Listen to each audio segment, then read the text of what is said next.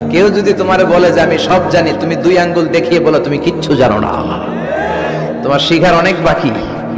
জাননেওয়ালার উপরও জাননেওয়ালাও আছে, ঠিক কিনা? এজন্য আমরা যেন বিনয়ী হই। বিনয়, হাম্বলনেস, আরবিতে বলে তাওয়াদু, এটা খুবই জরুরি। এগুলো আমাদের মধ্যে এখন নাই। আমাদের মধ্যে ইগো প্রবলেম আছে না নাই? অহংকার, জেলাসি, অ্যারোগেন্স, এগুলো থেকে সম্মানিত ভাইয়ের আমাদেরকে বেরিয়ে আসতে হবে। দেখবেন সমাজে যারা খুবই হাম্বল, বিনয়ী, তাদেরকে সবাই পছন্দ করে না? আর অহংকারীদের কেউ পছন্দ করে না। সামনে সালাম দেয়, পিছনে গালি দেয়। কথা বলেন? এজন্য অহংকারী হবেন না, বিনয়ী হবেন। বিশ্বনবী বলছেন, আল্লাহ আপনি আমারে বিনয়ী বানান, আপনি আমারে ধৈর্যশীল বানান, আপনি আমারে শুকর গুজার বানান। আমার চোখে আল্লাহ আপনি আমারে ছোট বানান, মানুষের চোখে আপনি আমারে বড় বানান। পড়েন আমিন।